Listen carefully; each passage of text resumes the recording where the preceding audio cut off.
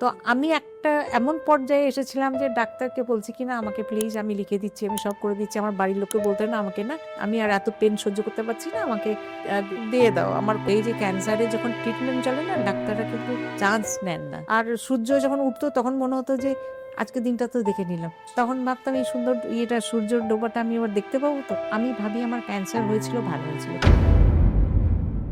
আর আপনার মনোবলটা কোথা থেকে এসেছে যে না আমাকে ঘুরে দাঁড়াতে হবে? সবের প্রথম লাগে একটা ফ্রেশ মাইন্ড। কখনো মানে ডিপ্রেশনের মধ্যে যাবে না কি আমি এক্ষুনি আমি আর থাকবো না।